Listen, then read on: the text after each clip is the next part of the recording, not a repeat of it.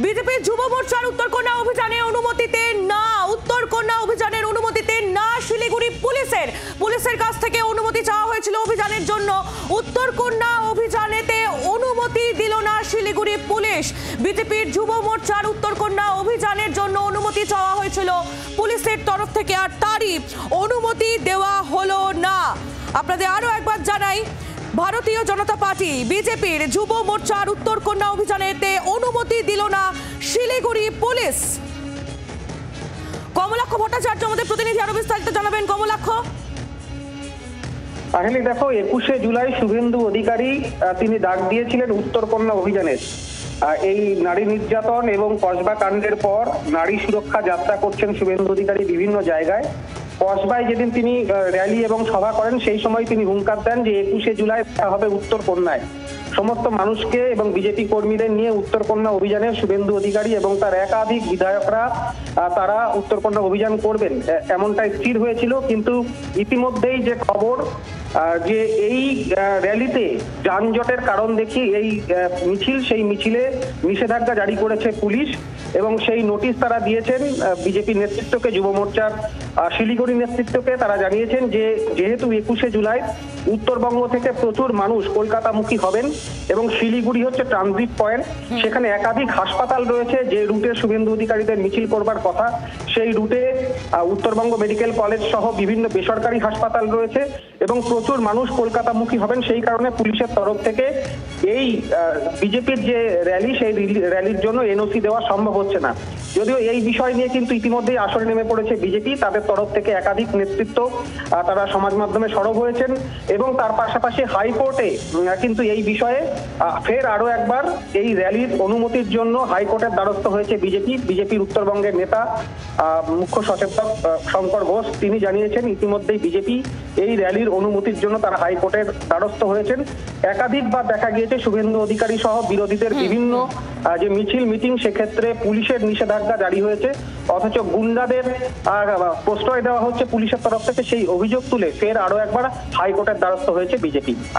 ধন্যবাদ কমলাক্ষ তোমায়। কমলাক্ষ ভট্টাচার্য আমাদের প্রতিনিধি ছিলেন আমাদের সঙ্গে টেলিফোন লাইনের। এই নিয়ে আমরা রাজনৈতিক প্রতিক্রিয়া নিয়ে নেব। অরূপ চক্রবর্তী তৃণমূল কংগ্রেস নেতা রয়েছেন আমাদের সঙ্গে টেলিফোন লাইনে। অরূপ বাবু, বিজেপির যুব মোর্চার উত্তরকন্যা অভিযান তাতে অনুমতি দিল না পুলিশ, আর এই নিয়ে 21শে জুলাই যে উত্তরকন্যা অভিযানের ডাক দিয়েছিলেন শুভেন্দু অধিকারী, আর এই নিয়ে এবার কলকাতা হাইকোর্টের দ্বারস্থ হলো বিজেপি, কিভাবে দেখছেন? এ রাজ্যে শুধু শাসক নয়, বিরোধীর রাজনীতিও আবর্তিত হয় মমতা বন্দ্যোপাধ্যায়কে কেন্দ্র করে।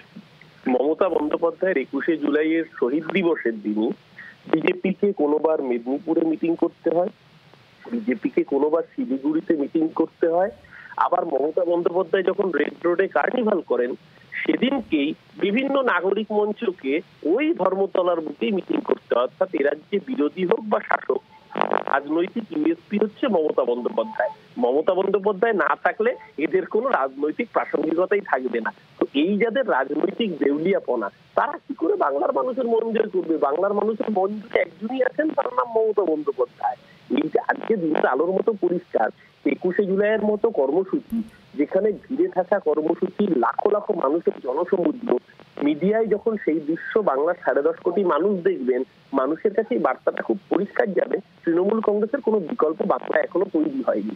স্বাভাবিকভাবেই রাজনৈতিকভাবে 10 কদম পিছিয়ে থাকবে বিজেপি, সেটা বুঝতে পেরেই আজকে এই ধরনের কর্মসূচি গ্রহণ করার উদ্দেশ্যই হচ্ছে কোন রকম ভাবে যাতে মিডিয়া ফুটেজটা একা তৃণমূল না পায়, তাতে যদি কিছুটা ভাগ বসানো যায়, যাতে রাজনীতি তৃণমূলের অনুকরণ করে শুরু হয়, তাদের রাজনীতি তৃণমূলের পেছনেই শেষ হবে, তারা দ্বিতীয় আর তৃতীয় স্থানেই পশ্চিমবঙ্গে থাকবে, তারা কোনোদিনও প্রথম হতে পারবে না।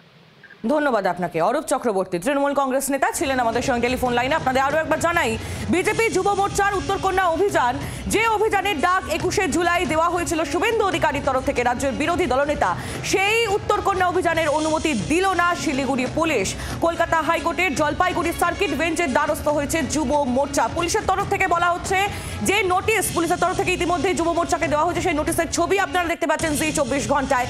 এই নোটিশে বলা হচ্ছে যে যানজট হতে পারে 21শে জুলাই, যেহেতু একটি বৃহত্তম কর্মসূচি রয়েছে, এছাড়াও ওই রাস্তায় একাধিক হসপিটালও আছে, সেরকম একাধিক কারণ পুলিশের তরফ থেকে দেওয়া হয়েছে। আমরা এই প্রসঙ্গে কথা বলবো। আমাদের সঙ্গে এই মুহূর্তে টেলিফোন লাইনে রয়েছেন বিজেপির প্রাক্তন রাজ্য সভাপতি তথা কেন্দ্রীয় প্রতিমন্ত্রী সুকান্ত মজুমদার। সুকান্ত বাবু, বিজেপির উত্তরকন্যা অভিযান, সেই অভিযানের অনুমতি পুলিশ দিল না, আপনারা ইতিমধ্যে হাইকোর্টের দ্বারস্থ হয়েছেন। এই নিয়ে তৃণমূলের তরফ থেকে কটাক্ষ করা হচ্ছে যে 21শে জুলাইটাকেই কেন বেছে নিলেন আপনারা? আপনাদের রাজনৈতিক সমস্ত কর্মসূচি সব মমতা বন্দ্যোপাধ্যায়কে ঘিরেই আবর্তিত হচ্ছে, এভাবেই তৃণমূল আপনাদের কটাক্ষ করছে। কিভাবে দেখছেন, কি বলবেন? দেখুন, বিজেপিতে তো নতুন কিছু নয় যে প্রত্যেকটা আন্দোলনের সময় আমাদের কোর্টের সম্মুখীন বা কোর্টের সামনে যেতে হচ্ছে। আর 21শে জুলাই তো কলকাতায় তৃণমূল কংগ্রেস তাদের সমাবেশ করে। তৃণমূল কংগ্রেসের এই সমাবেশ তো আসলে কংগ্রেসের কাছ থেকে 21শে জুলাই চুরি করা 21শে জুলাই। তো তৃণমূল কংগ্রেস যারা কংগ্রেসের চুরি করা 21শে জুলাই ব্যবহার করে রাজনৈতিক কারণে, ডিমবাত দিবস হিসাবে, তাদের কাছ থেকে আমরা বড় বড় কথা শুনতে চাই না। ধন্যবাদ সুকান্ত বাবু। কেন্দ্রীয় শিক্ষা প্রতিমন্ত্রী সুকান্ত মজুমদার ছিলেন আমাদের সঙ্গে টেলিফোন লাইনে। আপনাদের আরো একবার জানাই, বিজেপির যুব মোর্চা উত্তরকন্যা অভিযানের অনুমতিতে না, উত্তরকন্যা অভিযানের অনুমতি দিল না শিলিগুড়ি পুলিশ। আর এই নিয়েই কলকাতা হাইকোর্টের জলপাইগুড়ি সার্কিট বেঞ্চের দ্বারস্থ হলো যুব মোর্চা। বাংলার আওয়াজ, বাঙালির আবেগ, জি 24 ঘন্টা।